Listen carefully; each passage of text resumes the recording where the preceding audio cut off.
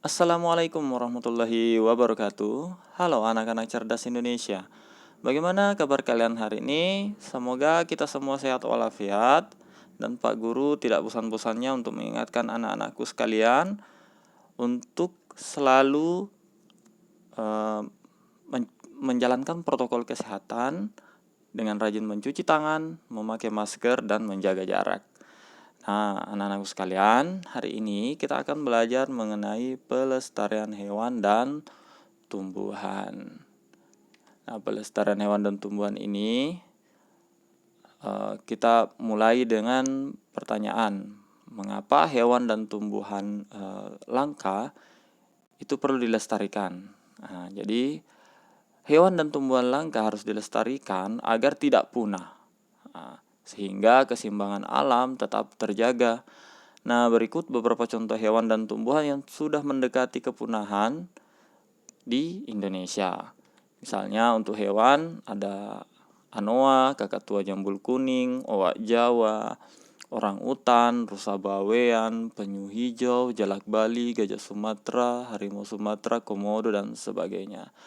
Kemudian untuk tumbuhan ada ulin, damar, tembesu, banyur, jelutung, anggrek larat, bunga bangkai, Rafflesia arnoldi, cendana, bunga edelweiss dan sebagainya. Nah, hal-hal apa saja yang bisa kita lakukan agar hewan dan tumbuhan tetap lestari? Nah, yang perlu kita lakukan antara lain yang pertama, melindungi tempat hidup hewan dan tumbuhan. Kemudian, membangun penangkaran hewan. Yang ketiga, mengembang biakan tumbuhan. Kemudian yang keempat, melarang perburuan dan kepemilikan satwa yang dilindungi. Nah, untuk pelestarian hewan dan tumbuhan itu kita bisa melakukan dengan secara in situ dan secara ex situ. Nah, apa itu in situ dan ex situ akan kita bahas. Nah, kita mulai dari yang pertama, pelestarian hewan dan tumbuhan secara in situ itu dilakukan di habitat hewan atau di habitat tumbuhan tersebut. Nah, contohnya ada suaka marga satwa, cagar alam, hutan lindung, dan taman nasional. Sedangkan untuk pelestarian hewan dan tumbuhan secara ex situ itu dilakukan di luar habitat hewan atau tumbuhan tersebut. Nah, hal tersebut dilakukan dalam upaya penangkaran, rehabilitasi, atau pengembang biakan. Contohnya kebun binatang, taman safari, kebun botani, dan penangkaran. Nah, pelestarian hewan dan tumbuhan secara in situ.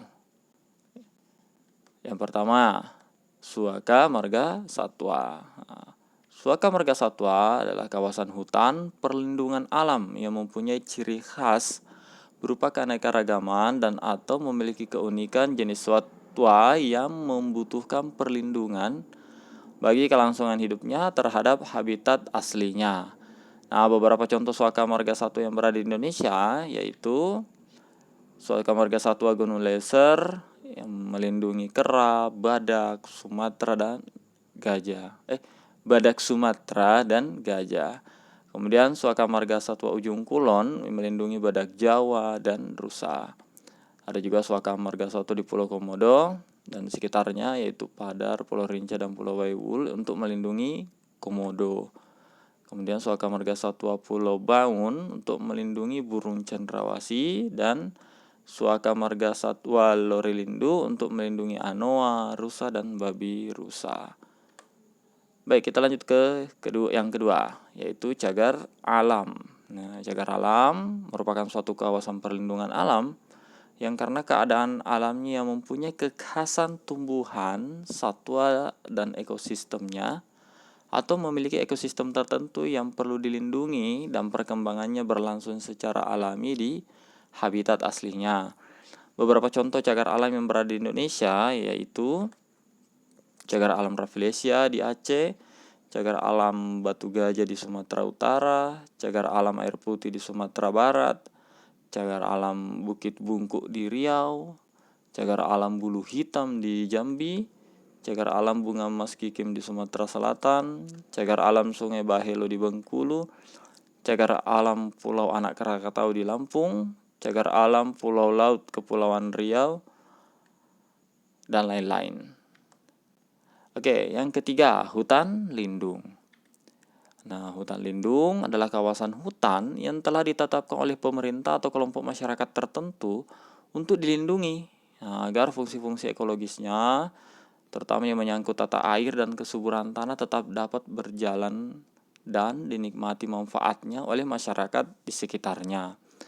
Beberapa contoh hutan lindung yang ada di Indonesia, yang pertama yaitu hutan lindung Sungai Wain di Kota Balikpapan, Provinsi Kalimantan Timur. Kemudian yang kedua ada hutan lindung WHA yang berada di Kabupaten Kutai Timur, Provinsi Kalimantan Timur. Ada juga hutan Alas Ketu, merupakan hutan lindung yang berada di Kabupaten Wonogiri, Provinsi Jawa Tengah. Kemudian hutan lindung Baning berada di tengah-tengah kota Sintang di Provinsi Kalimantan Barat. Nah, yang keempat, Taman Nasional. Nah, apa itu Taman Nasional? Nah, jadi Taman Nasional ini merupakan kawasan pelestarian alam yang mempunyai ekosistem asli yang dikelola dengan sistem pembagian zona-zona yang dimanfaatkan untuk tujuan penelitian, ilmu pengetahuan, pendidikan, penunjang budidaya, pariwisata, dan rekreasi. Nah, untuk Taman Nasional ini sebenarnya mirip dengan cagar alam. Di dalamnya juga terdapat tumbuhan, hewan, dan ekosistem yang khas. Namun perbedaannya pada Taman Nasional itu masih bisa dikunjungi untuk tujuan penelitian, pendidikan, rekreasi, dan pariwisata. Sedangkan untuk cagar alam itu masih agak sulit untuk dikunjungi, karena kalau kita mau mengunjungi itu perlu surat izin. Nah, beberapa contoh taman nasional yang berada di Indonesia yaitu Taman Nasional Bukit Barisan Selatan yang ada di Lampung, Taman Nasional Wakatobi di Sulawesi Tenggara, Taman Nasional Baluran yang ada di Jawa Timur. Kemudian ada Taman Nasional Lawrence yang ada di Papua, Taman Nasional Teluk Cendrawasih yang ada di Papua Barat, dan yang selanjutnya adalah Taman Nasional Bantimurung yang ada di Sulawesi Selatan. Nah, ini letaknya di Kabupaten Maros ya. Nah, itu tadi pelestarian dan hewan dan tumbuhan secara in situ. Sekarang kita akan masuk ke pelestarian hewan dan tumbuhan secara ex situ, yaitu kebun binatang, taman safari, kebun botani, dan penangkaran. Oke, kita ke kebun binatang. Apa itu kebun binatang? Jadi kebun binatang itu merupakan tempat untuk memelihara, merawat, dan menjaga kelestarian hidup binatang. Nah, selain berfungsi sebagai tempat melestarikan hewan, kebun binatang juga berfungsi sebagai tempat pendidikan, penelitian, dan konservasi satwa yang terancam punah.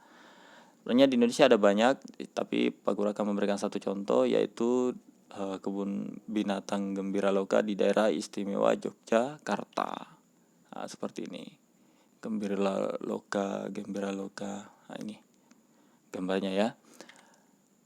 Yang kedua, yaitu Taman Safari. Nah, Taman Safari merupakan tempat wisata keluarga berwawasan lingkungan yang berorientasi pada habitat satwa di alam bebas. Nah, misalnya Taman Safari Cisarua di Bogor, Jawa Barat. Nah, kayak gini, Taman Safari Cisarua Bogor.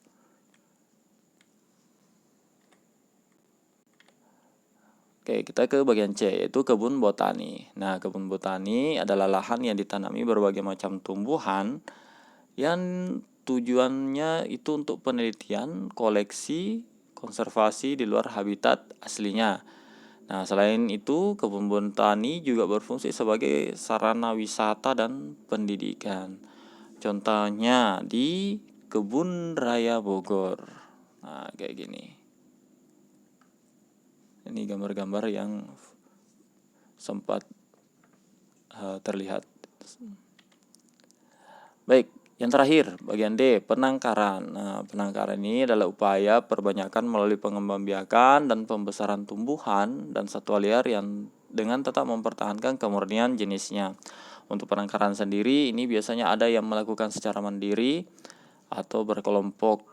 Nah, contohnya penangkaran penyu di Pulau Liukaloy di Bulukumba, Sulawesi Selatan. Nah, seperti ini, Liukaloy Island.